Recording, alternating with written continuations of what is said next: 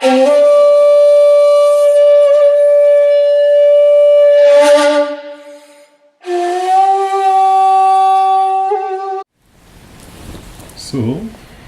welcome back. We are still, and will continue to be for quite a while, on the Vimalakirti Sutra. So, of course, I have the Professor Thurman's copy, his translation here. So, the text itself isn't very long, but for the benefit of this class, we're using the Bukkyo Dendo Kyokai's translation because it's available for free as a PDF. So, and it's a little bit newer, so some of the language is a bit more updated. So I think Professor Thurman's translation was from the 1970s. So some of the terms may come with different connotations than we would use them today. So it shows how quickly language changes even in a short period of time.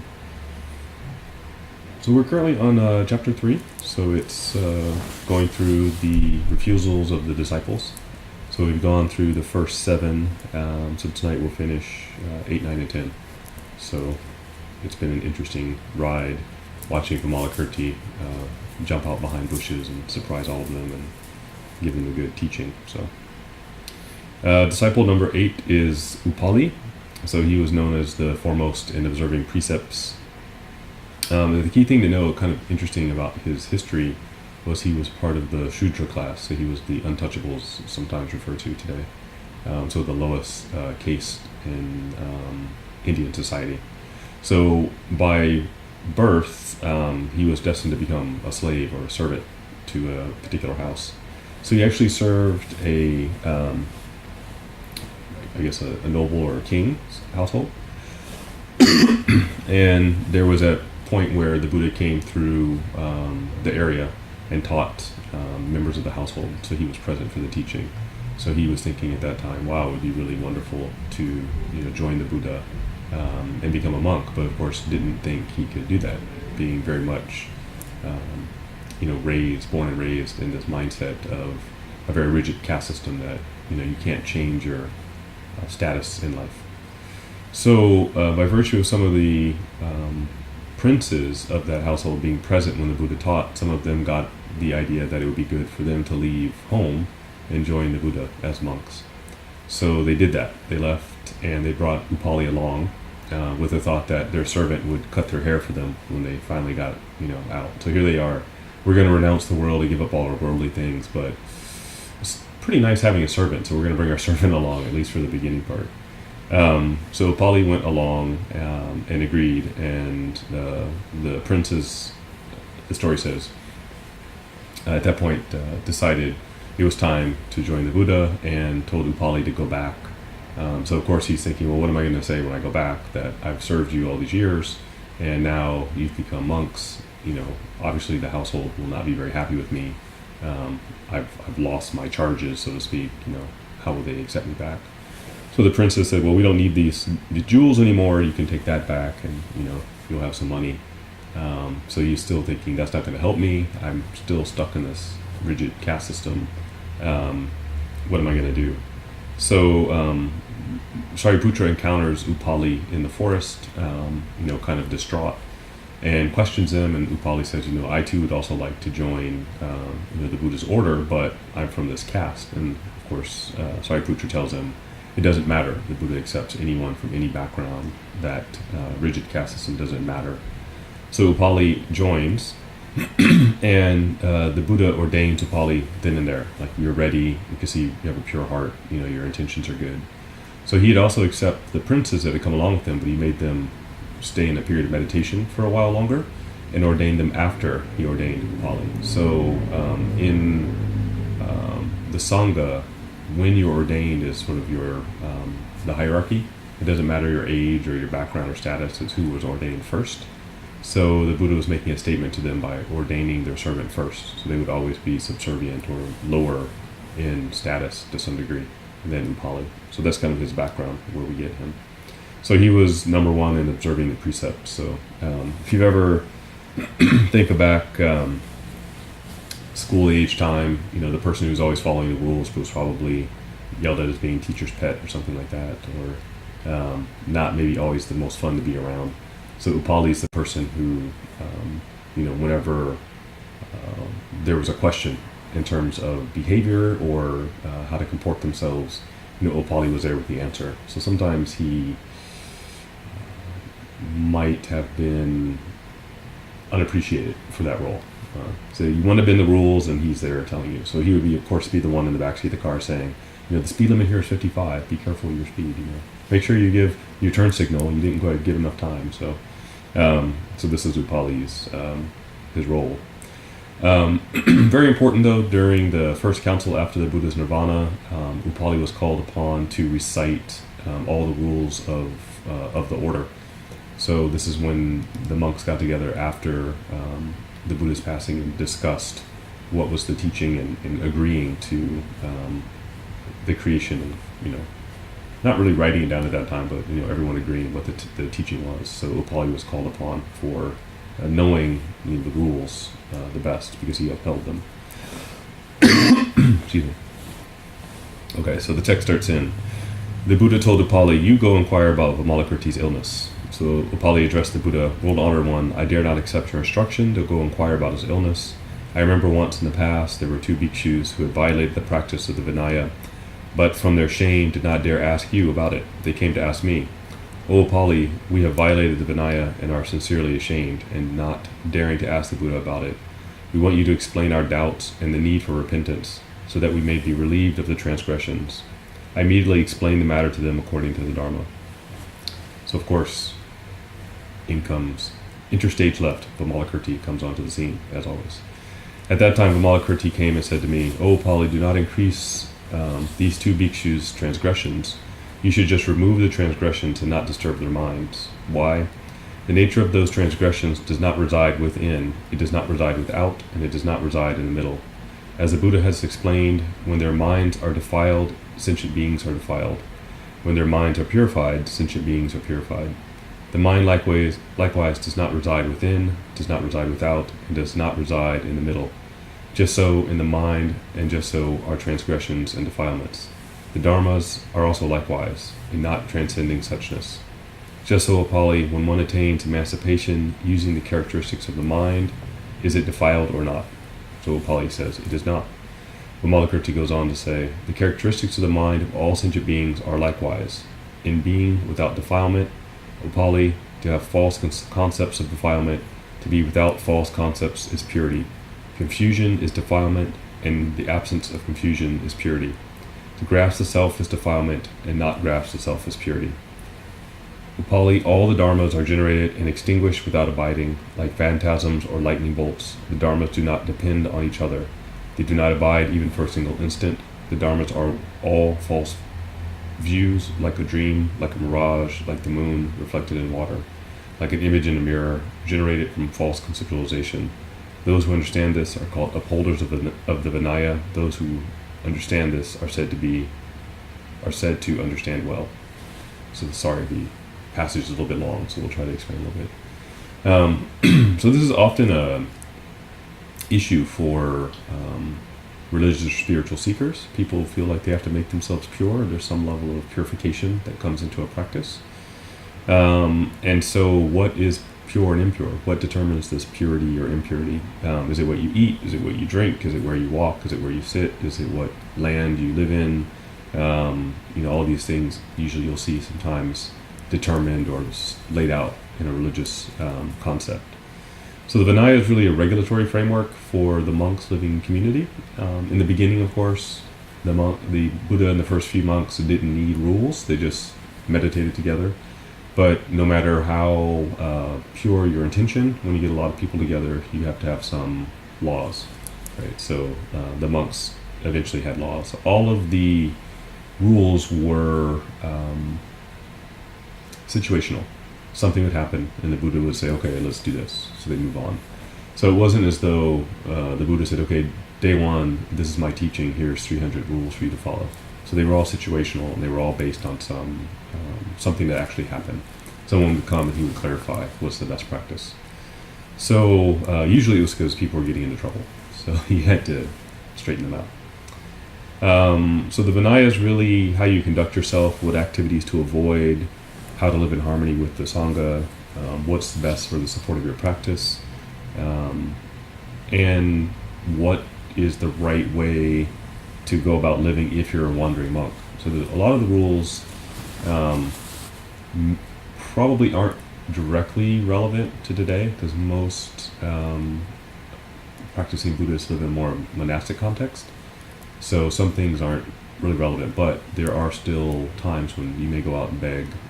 It may not be every day for your food, but some of them had to do with your interaction with people and what's the best way to conduct yourself in that manner. So this scene describes that these monks are coming to Upali to ask, how do we fix what we did? Right? We broke some rules, what do we do? So they're looking for what's the repentance practice. And Vimalakirti is pointing out, maybe you could say, a deeper level of instruction here than what Upali is pointing out. So the Vinaya lays out major and minor transgressions. So major transgressions are things that might get you kicked out or you really can't fix. Minor transgressions are things you can fix. So they're looking for what's the fix. So Upali initially discusses with them some sort of repentance. So you could say the practice is, if you've done ABC, then to fix it you do XYZ. And Vimalakirti is saying, isn't there another layer or different way of thinking about this other than just instructing them in doing something? So hypothetically, let's say whatever they've done, we'll use a Catholic Church example, like 10 Hail Marys and 4 Our Fathers, and that'll fix it, kind of a fix. Or in a more Buddhist concept, bow to the Buddhas 108 times, or do a certain number of offerings, or something along those lines. So first, Upali discusses with them the 4 types of remorse. So of course, we get a list, because this is Buddhism. Right? So all the knowledge is locked away in lists. So he says there's 4 types of remorse. Those are remorse for that you've abandoned your original intention. So you have remorse because the transgression is you've forgotten your Buddha nature. What was your original vow to help people? Somehow you have turned your back on that, right? And you've come to realize that your actions are no longer motivated by that vow. So you're looking for a way to fix that. The second is remorse for having gone against the Buddha's wishes, or more specifically, the Buddha's real intent, the content of the sutras. Somehow maybe you are a monk, but now you're really in it just for the nice robes and, the position. So that became an issue even early on in the Buddha's order. People respected the monks, and some people joined just to get respect. And a free meal, right? Their motivation wasn't good. The third is remorse that you are in a disturbed state of mind. So it says here maybe some unsettled or confused mind. So you become very confused maybe about your practice or why you're doing it. Maybe it's a crisis of faith at some point. Do I really want to stay in this? So that's one of the aspects of remorse. And the fourth is remorse for future fruit of your karma. So it is not uncommon that through meditation and spiritual practice you become more aware of things you've done and more aware of the trajectory of your life is taking. So it may be that through practice you see that kind of what the future holds for you, kind of where you're really headed. I think this happens a lot very practically for people. It may even be just unhappiness with a career. You sit there one day in a cubicle and you're like, is this it? Is this what I went to school for? And is this really, what I plan to do with my life? But in this, it's, maybe something much more specific. You sit and realize what you've done maybe to other people or how you've interacted with others, and may feel that maybe time is running out. And so you have this very impending sense of dread in terms of seeing where your karma is leading you. So these are the types of remorse. So Upali gives instruction, and I think it's probably very basic instruction. So the text doesn't say what the monks did or exactly what teaching he gave, but using some context clues, I think we can kind of figure it wasn't something, wasn't like murder or something that maybe they couldn't overcome.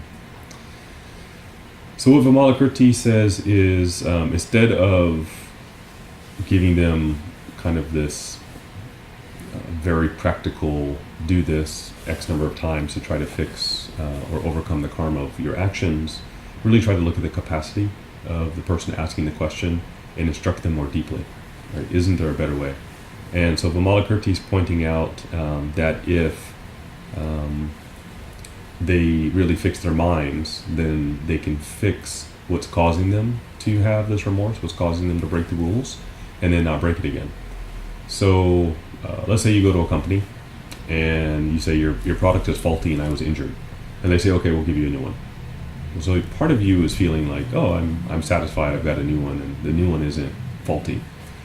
But part of you would feel better if the company would say, well, we're glad you brought this to our attention. We're going to fix all of the broken products so that no one else is harmed in the same way. Right? We're going to rectify the situation completely.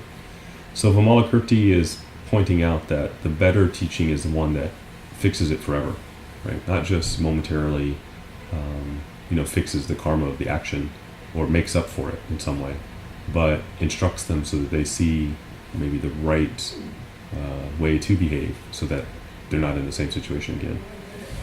So there are typically, what Vimalakirti is going to point out next is the typical distractions or distortions of mind and how to overcome them. So there are three delusions that are in the text that are mentioned. So it says the first is the distorted mind, one that gives rise to false discriminations, discriminating between what are objects of mind and what aren't. So maybe in today's terms we can think of it as defects in logic, where you maybe get into that kind of correlation doesn't equal causation. People latch on to all sorts of statistics, but haven't really thought through, does the statistic actually apply to the situation?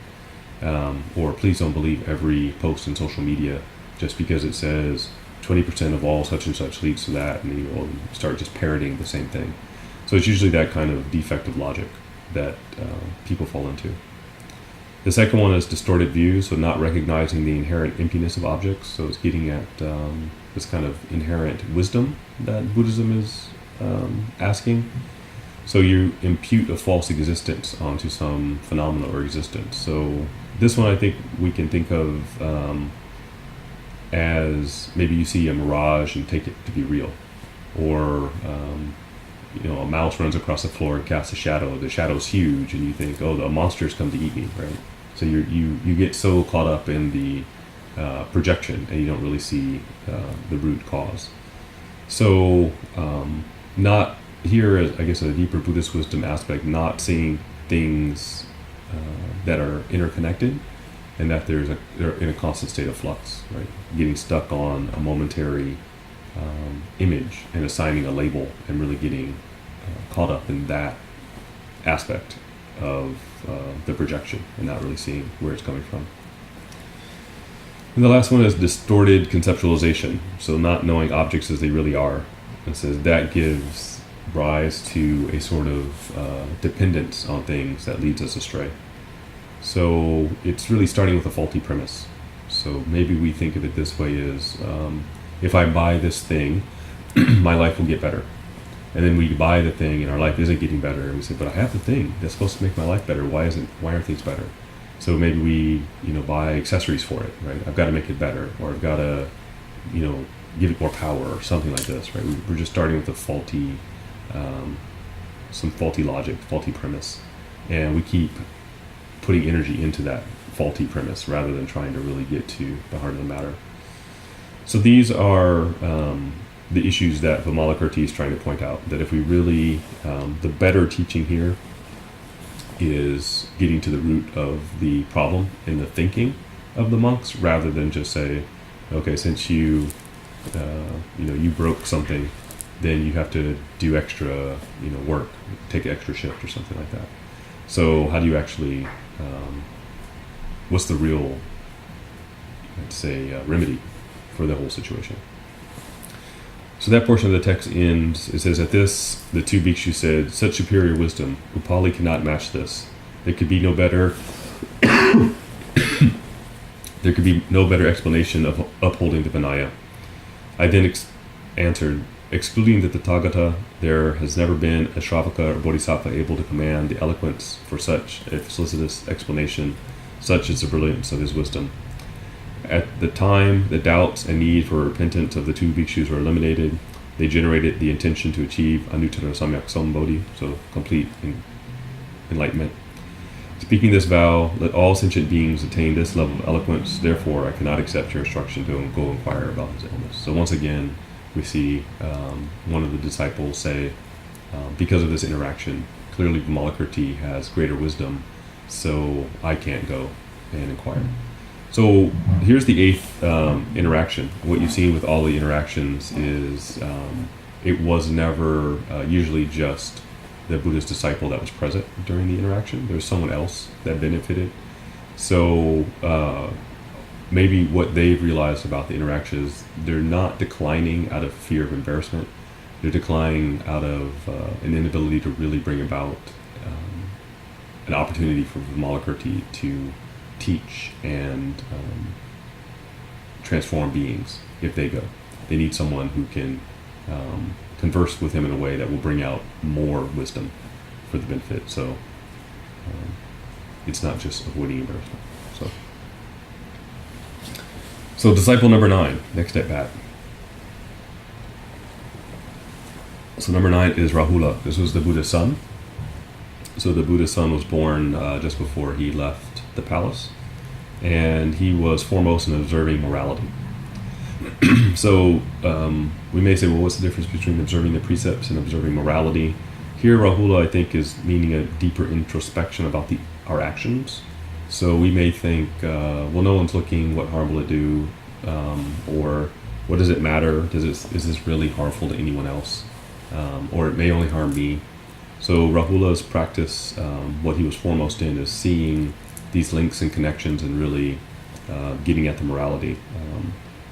If maybe having the kind of logic of people can be hurt anyway, what's the harm in hurting them in this way? Or, we come up with all sort of faulty logic to do what we want without seeing the effects on others. So the Buddha told Rahula, you go inquire about Vimalakirti's illness. So I'm sure by now Rahula's like, oh, I called on me. So Rahula addressed the Buddha, world honored one, I dare not accept your instruction to go inquire about his illness. I remember once in the past, the elder sons of Vaishali came to where I was, bowed their heads to me in reverence and asked, O Rahula, you are the son of the Buddha who forsook the position of universal ruler, Chakravartin, and left home for the path of enlightenment. What benefits are there to leaving home? So you can think people would come to Rahula and say, the Buddha was destined to be a king. You were the only son. You, of course, were then destined to be a king yourself. The Buddha left home to become a great sage, so not only would you have become a king, but your father would be this great sage. So of course, you'd be famous throughout the world. You'd have sort of a double whammy of credentials. But you also chose to leave home and become a monk. So they asked very plainly, what good is becoming a monk? Right? What's the benefit? I guess we would say, was it worth it? Right? That would be the big question. So Rahula explains, I then explained to them, according to the Dharma, the benefits and merits of leaving home. At that point, Vimalakirti came and said to me, what did Rahula explain? So, what are the benefits of becoming a monk? The traditional explanation included very practical benefit. So there are some very practical benefits, right? You don't have to go to work anymore. You're begging for food. You don't have to worry about debt. Traditionally, you weren't subject to the draft, so you weren't having, go to war or something like that. You didn't pay taxes. That's a bonus. So there are some of those. There's also kind of a merit of leaving the secular world, and by that meaning there was some karmic benefit. And so a lot of people early on thought of it as, surely I'll be reborn in heaven, or I'll get some, reward. So they were really thinking about very practical benefits of spiritual benefits, not of actually going on to attain enlightenment. So there are oftentimes this limited thinking about why you should do it. So traditionally, there are 4 things you get from your practice. And so these are the 4 that Rahula explains. So these are generally what's known as the 4 realizations, or the 4 stages of the path for a monk during the Buddhist time, so going towards arhatship. So the first is the stream enterer. So this means you're able to sort of, in short, guide your karma into the stream, meaning you're now putting all of your energy or guiding all of your karmic actions into your practice, rather than your karma playing out in ways that will keep you bound to samsara, like rebirth and suffering and things. So sometimes stream enterer, stream winner, so you've broken through deluded views and you have maybe insight into the nature of existence. So you've really kind of bent your karma in a new direction. The next stage is the Winx Returner, meaning you've done sufficient spiritual practice that you only are going to come back. You only have one more lifetime left. So you've exhausted the majority of your karma, and you only have one more rebirth. So at that point, you can see what you have coming. So a lot of people, that was their, the focus was on that, right? Getting that benefit. The third was a non-returner, meaning this was your last rebirth. So you may, from there, go to more subtle realms of meditation where you don't have a physical body. So many people, that was what their desire was. That's really where they wanted to direct their consciousness and their efforts. And the fourth, of course, is the arhat. So to be a saint, a nearly enlightened being, and all of the Buddha's top 10 disciples were arhats at this level. So very accomplished practitioners. So, and we have music, so that's good. So, O Rahula, you should not explain the benefits of the merits of leaving home. To be without benefit and without merits, this is leaving home. So he's trying to point out that it shouldn't be, these sort of, this is what you get, this is why I'm doing it. My goal is that. You should be without these kind of goals. He goes on to say, one may explain that there are benefits and merits in the conditioned dharmas, but leaving home is an unconditioned dharma, and there are no benefits and merits in unconditioned dharmas. Rahula, to leave home is to be without that and this, and without intermediate, is to transcend the 62 views and be located in nirvana. So it mentions the 62 views. What are the 62 views? I'm not going to go through all 62, but they're mentioned in the Brahmanet Sutra. It's associated with ideas of past and future. So seeing your karma of the past and how it's going to play out in the future, and sort of projecting your very,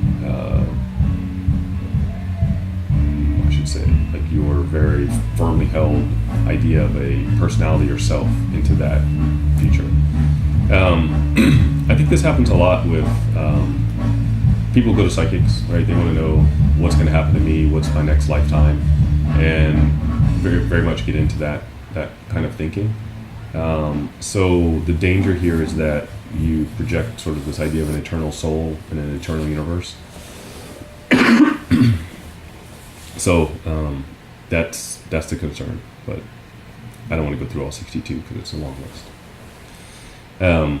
So Vimalakirti goes on to say, leaving home is accepted by the wise and practiced by the sagely. It subjugates the host of maras and allows one to transcend the 5 destinations, purify the 5 eyes, attain the 5 powers, and establish the 5 faculties.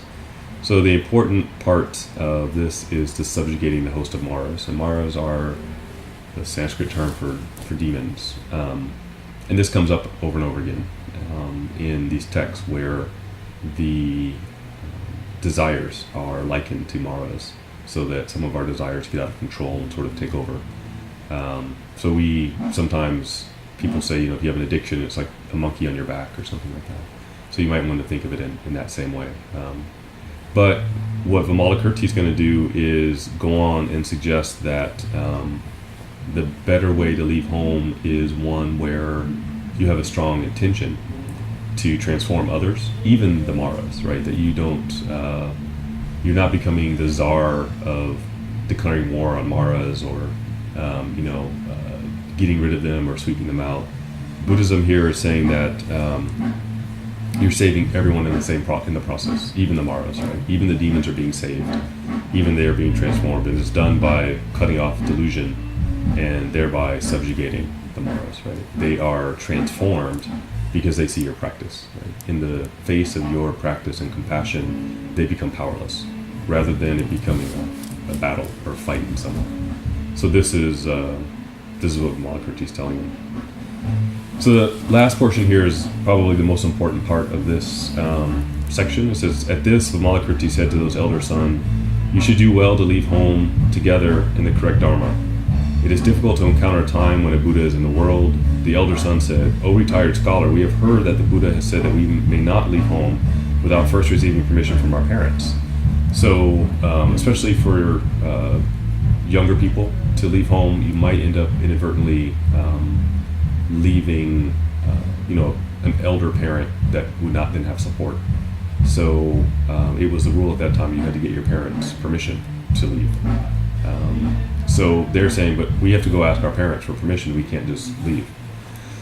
So Vimalakirti says, "So it is. You should immediately generate the intention to achieve enlightenment.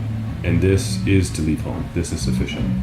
So even if you can't leave home, generating the intent, the desire that you truly want to leave home and do this, that intention is enough, right? That intention is just as important as actually doing it. So here he means the intention is very strong, right? The intention that it shouldn't be just for you, but it's going to be for others as well. What do we mean by this, right? Why is it the intention alone? I'm going to use Shrek as a good example. So Shrek, especially in the first movie, is very content to be an ogre, likes being an ogre, likes being grumpy, likes tearing it up, and really gets into his role. But Donkey, whether out of naivete or whatever, never gives up on him. No matter what he does, Donkey sees that as being good. He sees the good in every action that Shrek does. So through that, Shrek softens up, right? So here you have this demon almost, right? Here's a Mara of the swamp, and you have Donkey, we could say, with a bodhisattva vow. So he never gives up, no matter how ornery, no matter what Shrek does. Donkey, sees the good in it. So this is the kind of encouragement that Vimalakirti is saying is important. That if our practice is good, then we can even transform, an ogre. We can even transform a demon. So don't be discouraged. The strong conviction, regardless of whatever obstacles, is the strong conviction that's important. So last but not least, number 10, Ananda. So of course one of the Buddha's most famous of the 10 disciples, and Ananda was foremost in total retention, meaning he basically had a photographic memory. So Ananda was important in Buddhist history because of all of the disciples. He was present at more of the Buddha's teachings than anyone else. So when after the Buddha's nirvana, Ananda was called upon to recite or verify a lot of the teachings. So people say, well, I remembered it like this, I remember it like that. Ananda, how did you recall it? And so Ananda would say, this is what I recall the Buddha saying. So this is one of the things that Ananda was very good at. So the Buddha told Ananda, you go inquire about Vimalakirti's illness. Ananda addressed the Buddha, World Honored One, I dare not accept your instruction to go inquire about his illness. I remember once in the past, the World Honored One had a slight illness requiring cow's milk as medicine. I took my bowl and proceeded to the gateway of a great Brahmin household. So, of course, a Brahmin would have a cow and he'd gather milk, so this is where he goes. While I was standing there, Vimalakirti came and said to me, O Ananda, why are you standing here with your bowl so early in the morning? I said, O retired scholar, the World Honored One has a slight illness requiring cow's milk, and so I have come here. Vimalakirti said, Stop, Ananda, do not speak thus. The Tathagata's body is the essence of Vajra. In it, the evils are already eradicated and the host of goods universally assembled. What illness could it have? What vexation could there be? So, Vimalakirti stops Ananda from gathering the milk, saying the Buddha is already whole, pure, and complete, and has attained enlightenment. What illness could the Buddha's body possibly have? So partially this is Eastern medical understanding that illness sometimes comes from psychological problems. So if Ananda were to beg in this way, please give me milk, the Buddha is ill and needs it, he would be putting the idea in people's minds that there's something wrong with the Buddha's practice that has given rise to the illness, not just that he has a cold, right? So this is what Vimalakirti is stopping, that Ananda has not articulated or doesn't even have in mind for himself the proper source of the illness or why there might be an illness. So it might be good to realize that the Buddha didn't say, I'm sick, go get me milk, right? Ananda has determined on his own that the Buddha was ill, and so trying to be nice, goes out and does this, but has some of the underlying logic incorrect. So Vimalakirti says the Tathagata's body is the essence of Vajra, meaning it's indestructible. It's indestructible here, not talking about the physical body, but the body of teachings. That what the Buddha has to teach is indestructible and is beyond time and change and these kind of things. So while the temporary physical body may need medicine, the body of the Buddha comes into being from the Buddha's awakening, not from flesh and blood. So this is the distinction that Vimalakirti is trying to make for Ananda, that there's this difference. So he goes on to say, go silently, Ananda, do not revile the Tathagata, and do not let anyone else hear such coarse talk. Do not allow the gods of awesome power and virtue and the bodhisattvas who have come from pure lands and other directions to hear these words. So Vimalakirti says, go get milk, sure, but be a ninja about it. Just get some. Don't tell people why, because in doing so, you're going to give people the wrong impression. He says, if you say the Buddha is ill and needs milk, you're sort of inadvertently giving them the impression that the Buddha is not truly awakened. So by doing that, you're undermining people's practice, right? And of course, especially as you, Ananda, who's heard most of the teaching, you should know the teaching really well, so you're giving out kind of bad information. So Ananda, even a small degree of blessing allows the wheel-turning sage king, the Chakravartin, to be without illness. How could the immeasurable blessings of the Tathagata fail to exceed his in every regard? So Vimalakirti points out kind of the logic of the time, that if you were a great sagely king, you had a long lifespan and you're generally free of illness. So if that's true for a regular king, shouldn't it even be more true for the Buddha, right? So be careful what you're saying here. So Vimalakirti says to Ananda, go Ananda, do not make us experience the shame. If Brahmins in the heterodox paths hear this, they will think, who is this teacher who is unable to save himself from illness, but would save others of their ills? Sir, go in secret haste and do not let anyone hear this. You should understand, Ananda, the bodies of the Tathagatas are bodies of the Dharma, not bodies of longing. The Buddha is the world-honored one who has transcended the triple world. The Buddha's body is without flaws, the flaws having been extinguished. The Buddha's body is unconditioned, it does not fit the conditional analytical categories. A body such as this, how could it be ill, how could it be vexed? So, kind of in addition here, he's saying at this level of the Buddha's awakening, he's no longer creating karma. He no longer has ignorance that he's acting on that's creating karma that's going to come back upon him. So no physical illness can develop that's going to be have developed from some misunderstanding about the nature of reality. So this is the underlying teaching. At that time, World Honor One, I was really ashamed, and I might have mistakenly heard what the Buddha had said in spite of being so close. I then heard a voice from space saying, Ananda, it is as a retired scholar has said, it is just as the Buddha has appeared in the evil age of the 5 corruptions and manifests the Dharma to emancipate sentient beings. Go Ananda, take the milk without shame. So Ananda has this, maybe you could say, experience this,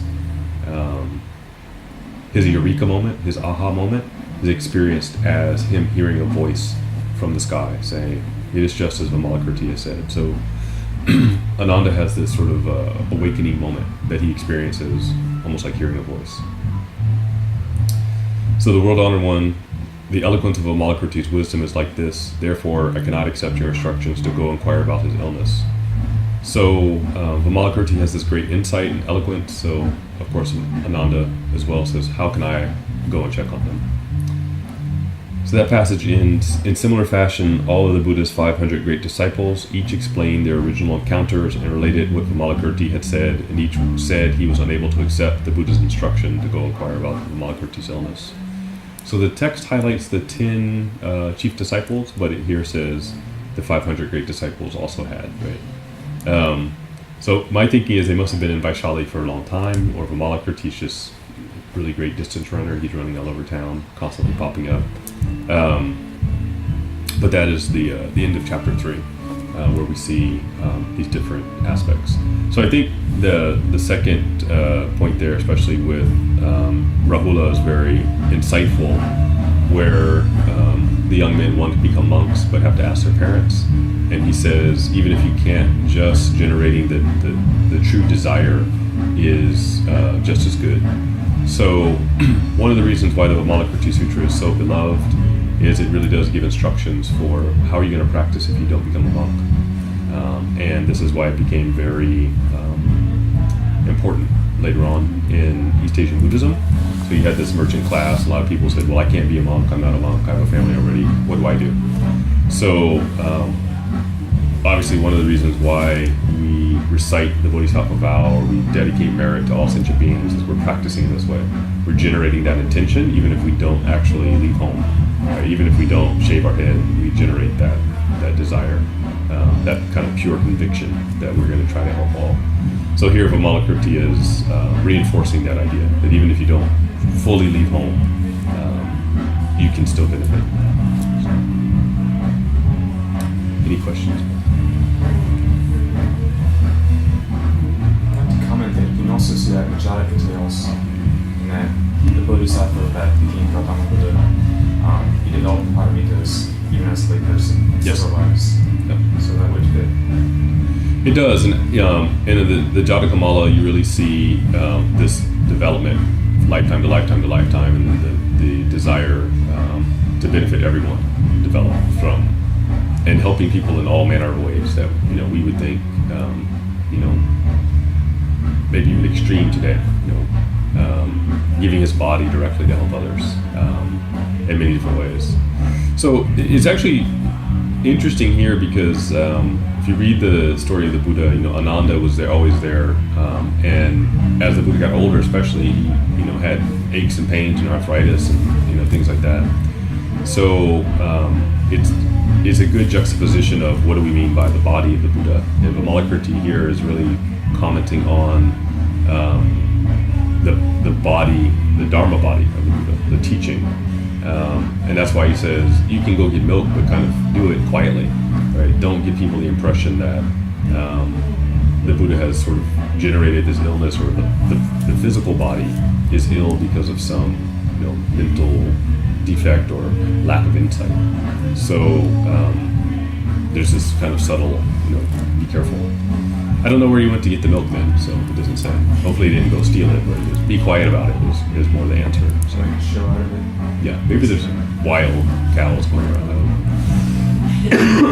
I don't know how it worked back then, so I never got too close to a cow. I got I was like, wow, they're really big, so and I backed off. So I don't know. And the wild ones are even bigger, like the ones you see in India are different from our dairy cows in North America. So. Well, I was wrong. I should have covered the vent so it wouldn't be so loud. So there is music accompanying it tonight. So we are being serenaded by the celestial music of our neighbors. Antarctica. Yes. Or Mars. Yeah. Depends. Either way, we have compassion for them. So the next chapter gets into the Buddha then turning to the Bodhisattvas and asking for them to go and visit Vimalakirti. So you can see an ongoing pattern, but what you'll see is a progression from very relatable concerns of what the monks would go through, and then getting into more nuanced or deeper aspects of the teaching as he starts to question the bodhisattvas. But of course, throughout all of this dialogue, you have a benefit of kind of learning more about the teaching. So that's why the Vimalakirti Sutra is interesting in that way. But I especially, the illustration with Upali is very helpful to see kind of sometimes the subtle ways the Buddha is teaching by example, where he was the servant, the slave to this household, and he ordained Upali first to, really impart upon the other, the princes that had brought him, that they were still holding on to their, but I'm a prince, I'm going to go do this, but I'm a prince, kind of idea. So in the Sangha, everyone is equal. The only hierarchy is, how long you've been in robes, not where you came from, who you were before, the typical social structure. So.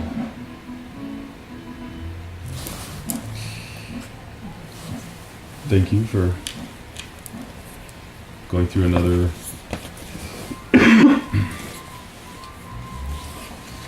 few lines of the sutra. As I said, it's I'm doing a pseudo-traditional style, which is line-by-line analysis, but hopefully not belaboring any of the lines. So if you want to know the minutiae, I'll send you the 62 points and all the little pieces, but it can get tedious. So look back on the form, we'll dedicate merit, the echo dedication.